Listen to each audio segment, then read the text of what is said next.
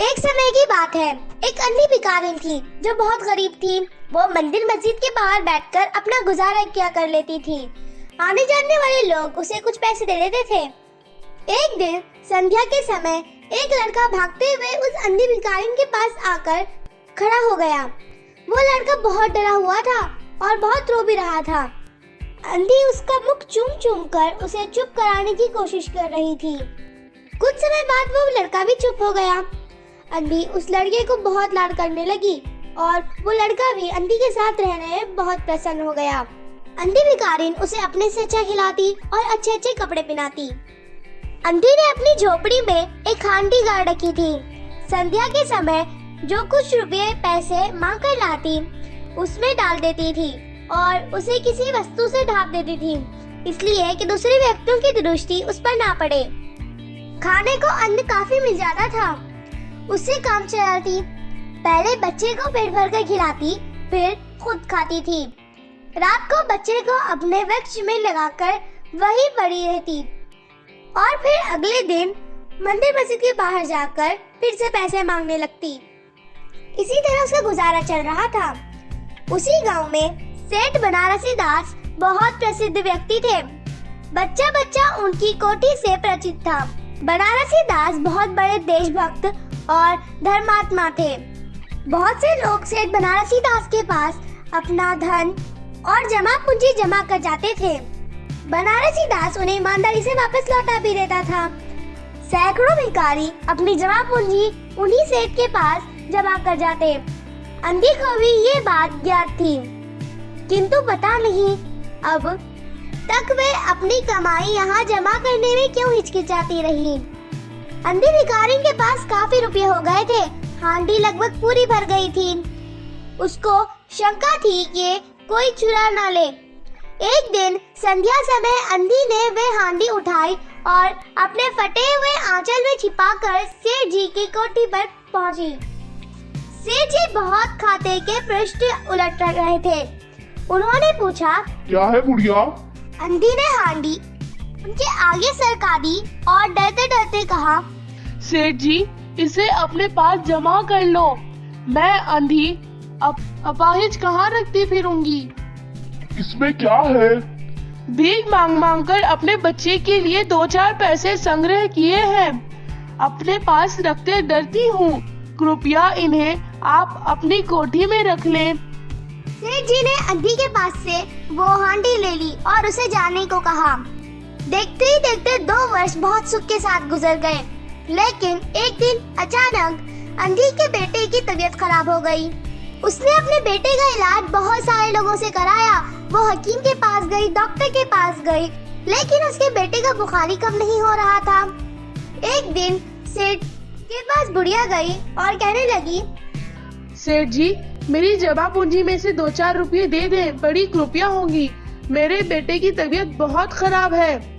Doctor ने कहा है उसके इलाज के लिए बहुत पैसे लगेंगे। कैसी जमा पूंजी, कैसे रुपये? मेरे पास किसी के रुपये जमा नहीं है। मैं तो तुझे पहचानता भी नहीं हूँ। तू कौन है? 2 वर्ष हुए हैं, मैं आपके पास धरोहर रख गई थी। दे दीजिए, बड़ी दया होगी। मेरे बच्चे की तबीयत बहुत खराब है। सेठ जी ने उसे अपने घर से भगा दिया और अंधी भिखारिन बहुत रोने लगी। अंधी भिखारिन रोते रोते अपनी झोपड़ी में आकर बैठ गई। बैठे बैठे उसको कुछ ध्यान आया। उसने बच्चे को अपनी गोद में उठा लिया और ठोकरें खाती गिरती पड़ती सेठ जी के घर पहुंची और द्वार पर धरना देकर बैठ गई। बच्चे का शरीर जवर से भभक रहा था और अंधी का कलेजा भी। एक नौकर किसी काम से बाहर आया। अंधी को बैठा देखकर उसने सेठ जी को सूचना दी।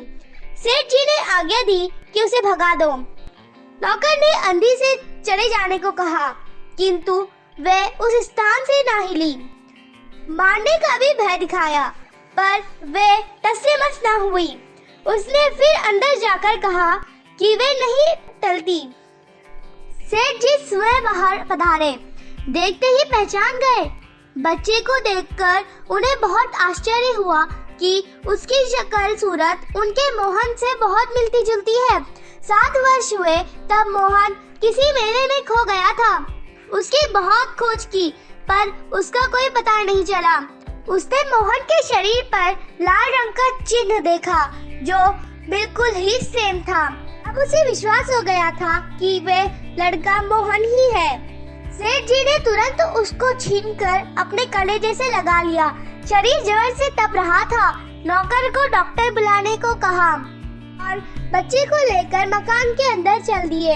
अंधी खड़ी हो गई और चिल्लाने लगी, मेरे बच्चे को ना ले जाओ, मेरे रुपये तो हजम कर गए, अब क्या मेरे बच्चे को भी मुझसे छीन लोगे? बच्चा मेरा है, यही एक बच्चा है। 7 वर्ष पूर्व कहीं खो गया था, अब मिला है। अब मैं इसे कहीं न जाने दूंगा। कई सारे बड़े बड़े डॉक्टर्स ने उसका इलाज करने की बहुत कोशिश की, लेकिन उसका बुखार कभी नहीं हो रहा था। वो बस एक ही रट लगाया हुआ था, माँ माँ माँ। डॉक्टर्स ने सेठ जी से कहा कि इसके बचने की कोई चांसेस नहीं है, अब इसकी माँ को बुलाकर ले आओ और इसकी आखिरी इच्छा पूरी कर दो। सेठ जी भागते भागते उस अंधी की झोपड़ी में गए। उसने देखा कि अंधी का भी शरीर बुखार से तप रहा है और वो बहुत रो रही है। सेठ जी अंधी को लेकर गए। जैसे ही अंधी ने उस मोहन के सर पर हाथ रखा, मोहन का बुखार अचानक से कम हो गया और मोहन ठीक हो गया। डॉक्टर्स ये देखकर हैरान रह गए कि ये कैसे हो गया। बच्चे को ठीक होता हुआ देख सेठ जी अंधी के पैरों पर गिर गया और उससे माफी मांगने लगा।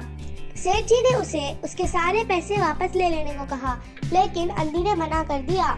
उसने कहा, मुझे तुम्हारे पैसों की जरूरत नहीं है। तुम जैसे बेईमान इंसान को कितने भी पैसे मिल जाए कमी है, तुम ही ले लो ये पैसे। बस मुझे मेरा बच्चा लौटा दो। अंधी उस बच्चे को गले से लगाकर बहुत रोने लगी और अब सेठ जी को अपनी गलती का एहसास हो गया था। उन्होंने आज के बाद कभी भी किसी के साथ बेईमानी नहीं की।